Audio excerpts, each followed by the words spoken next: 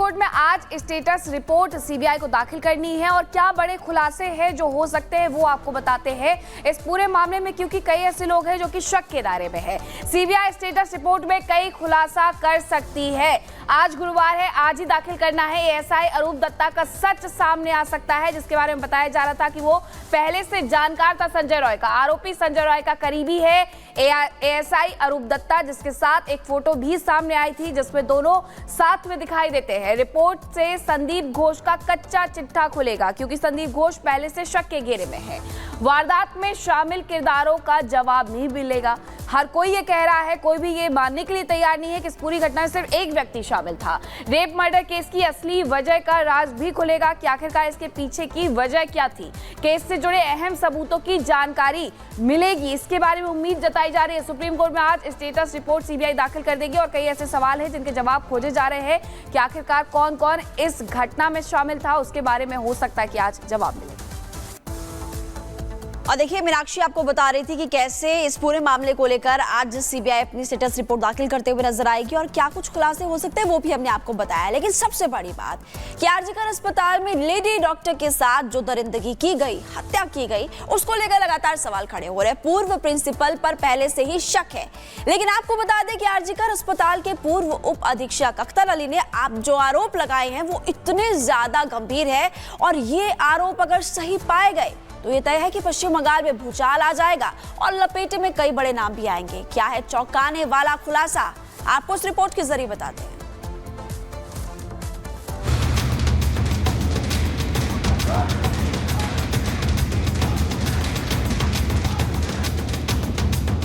कोलकाता के RG Kar medical college में lady doctor के साथ हुई दरिंदगी और हत्या के मामले में सीबीआई के रडार पर आए पूर्व प्रिंसिपल संदीप घोष की मुश्किलें बढ़ती ही जा रही है।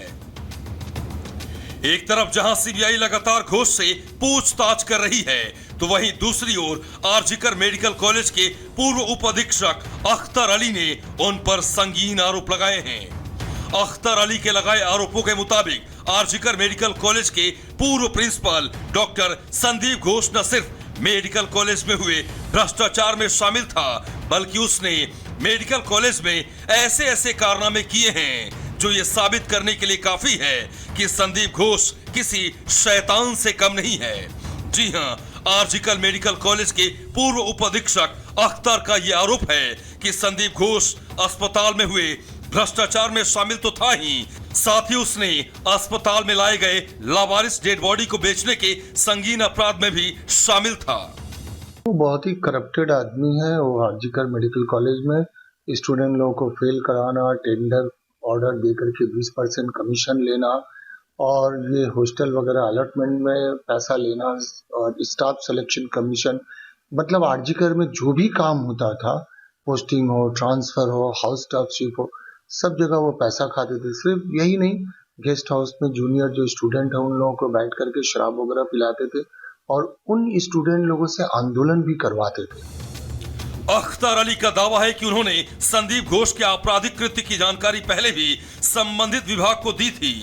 यहां तक कि खतरा मोल लेते हुए उन्होंने संदीप घोष के कुकर्मों के खिलाफ बंगाल सरकार को कई बार सबूत भी दिए थे, लेकिन संदीप घोष के खिलाफ कभी कोई कार्रवाई नहीं की गई। बिल्कुल इन्फ्लुएंशियल पावरफुल है, क्योंकि मैंने उनके अगेंस्ट में कंप्लेन किया था। मैं 2023 साल जुलाई में मैंने कंप्लेन किया था। Vigilance commission, anti corruption bureau, Shastri भवन हेडक्वार्टर में भी उनका ट्रांसफर भी हुआ था, लेकिन वो ट्रांसफर ऑर्डर फिर कुछ ही दिनों में रिवॉक हो गया। उनको फिर प्रिंसिपल पोस्ट पे ही दे दिया गया। पश्चिम बंगाल सरकार में संदीप घोष का क्या कनेक्शन था, इसका अंदाजा आरजीकर मेडिकल कॉलेज के पूर्व उप अधीक्षक अख्तर अली के लगाए गंभीर आरोपों से साबित होता है।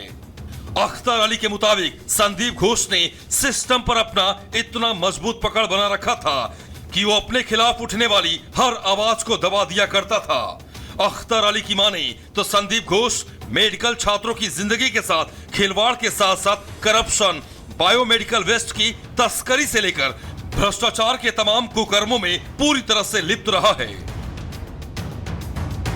वो इंसान भी बोलना गलत होगा, क्योंकि मैंने जब आवाज उठाया था तो मैंने सबसे पहले उनको पकड़ा था बायोमेडिकल वेस्ट जो डिस्पोज होता है, जैसे disposable use syringe, hand glove, saline बोतल, ये सब जो है अपने किसी एजेंसी से देके वो रीसेल करवाते थे। इसका ट्रैफिकिंग होता था और उसमें तो बांग्लादेशी सिटीजन, जब हमने इंक्वायरी किया था तो पांचू अरबी बोल के था, ये सारा माल जो है बांग्लादेश रिसाइकिल होता था। अख्तर अली का आरोप है कि उन्होंने संदीप घोष की आपराधिक कुंडली कई बार खोलने की कोशिश की थी, लेकिन हर बार उन्हें नाकामी हाथ लगी। उनका आरोप है कि उल्टा इस कोशिश में वो ही निशाने पर आ गए थे।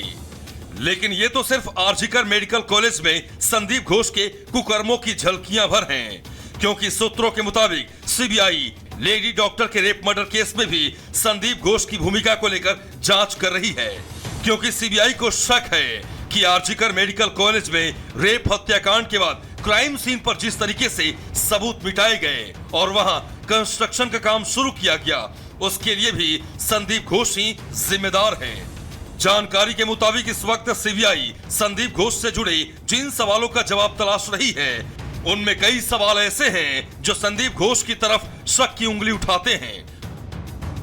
मसलन संदीप घोष ने लेडी डॉक्टर के परिवार को क्यों कहा कि उनकी बेटी ने आत्महत्या कर लिया है? क्या संदीप घोष ने हत्या की वारदात छिपाने की कोशिश की ताकि सबूत को मिटाया जा सके? पुलिस को जानकारी देने से पहले संदीप घोष ने अस्पताल स्टाफ के साथ मीटिंग क्यों की? वारदात के बाद संदीप घोष ने फौरन इस्तीफा देकर कहीं और ज्वाइनिंग क्यों किया? क्राइम सीन को प्रोटेक्ट करने के लिए अस्पताल प्रशासन ने कदम क्यों नहीं उठाए? कहीं ऐसा तो नहीं कि लेडी डॉक्टर के रेप मर्डर के तार किसी बड़ी साजिश का हिस्सा हैं? जी हां, सवाल कई हैं और हर सवाल का जवाब कोलकाता के आरजीकर मेडिकल कॉलेज में हुए लेडी डॉक्टर के रेप मर्डर केस की दिशा बदल सकता है। ऐसे में सारे सवालों का जवाब तलाश रही सीबीआई आज सुप्रीम कोर्ट में क्या जवाब दाखिल करती है, पूरे देश की नजर उसी पर टिकी है। Bureau report, Republic Bharat. इस रिपोर्ट को देखने के बाद बस यही सवाल उठता है कि आखिरकार शैतान पर किसका हाथ है। और अब जो जानकारी हम आपको देंगे उसको देखकर आप भी हैरान हो जाएंगे। लाशों का धंधेबाज प्रिंसिपल, आरजीकर अस्पताल प्रिंसिपल पर कई गंभीर आरोप लगे हैं। रिपोर्ट के जरिए हमने आपको भी बताया भी, संदीप घोष पर लावारिस लाश बेचने का आरोप है। जी हां, अस्पताल के पूर्व डिप्टी सुपरिंटेंडेंट ने यह बड़ा दावा किया। आपको कुछ देर पहले सुना भी रहे थे, अख्तर अली ने संदीप घोष पर कई गंभीर आरोप लगाए हैं। संदीप घोष आरजीकर अस्पताल में एक रैकेट चलाया करता था, शवों की तस्करी के साथ साथ दवा की तस्करी का भी किया करता था। इसके अलावा सिरिंज तस्करी से लेकर के बायो वेस्ट तस्करी के भी आरोप पूर्व प्रिंसिपल पर लग रहे हैं। उसको लेकर के भी उससे पूछताछ अब होने वाली है। मेडिकल स्टूडेंट को नशे के कारोबार में शामिल करने का आरोप भी पूर्व प्रिंसिपल पर है। और अस्पताल के सभी, आपको बता दें कि कॉन्ट्रैक्ट्स में रिश्वत लेने के आरोप भी इस पूर्व प्रिंसिपल पर लगते हुए इस वक्त नजर आ रहे हैं। लेकिन सबसे बड़ा सवाल तो ये, आखिरकार क्यों इसने बचने की कोशिश की, आखिरकार किसको बचाने की कोशिश करता हुआ ये पूर्व प्रिंसिपल नजर आ रहा था। ये जांच का विषय है और इसको लेकर जांच तो हो ही रही है। और वहीं कोलकाता में लेडी डॉक्टर के साथ जो दरिंदगी हुई उसे लेकर के सीबीआई तो अपनी जांच कर ही रही है, लेकिन दूसरी तरफ पश्चिम बंगाल सरकार है जो कि सवालों के घेरे में है। लेकिन इन सब के बीच पश्चिम बंगाल सरकार की तरफ से एक चौंकाने वाला फैसला लिया गया है। हालांकि दूसरी तरफ बीजेपी है जो पश्चिम बंगाल सरकार को घेरती हुई नजर आ रही है और उनकी तरफ से भी नई तैयारी की गई है। इस रिपोर्ट में देखिए।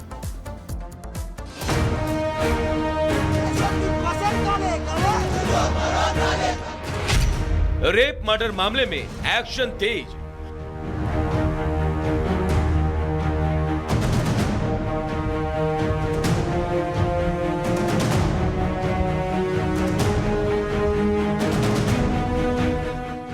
नब गए पूर्व प्रिंसिपल संदीप घोष, मानस बनर्जी बने नए प्रिंसिपल।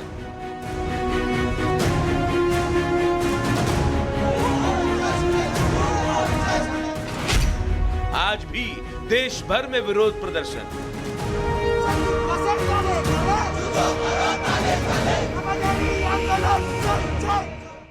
कोलकाता रेप मर्डर मामले में अब एक के बाद एक ताबड़तोड़ एक्शन हो रहे हैं। देश भर से उठ रही इंसाफ की मांग और विरोध प्रदर्शन के बाद ममता सरकार बैकफुट पर आ गई है और यही वजह है कि आनन फानन में आरजी कर अस्पताल के प्रिंसिपल सुहारिता पॉल को उनके पद से हटा दिया गया है।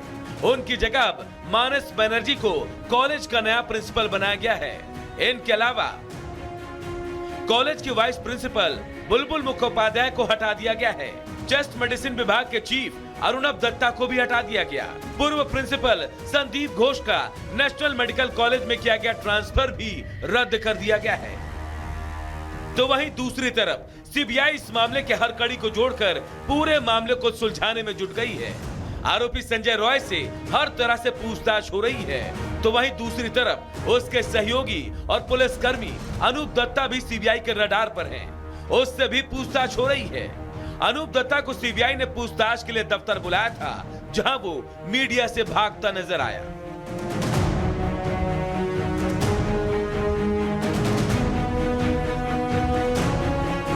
इन सब के बीच इस मामले को लेकर विरोध थम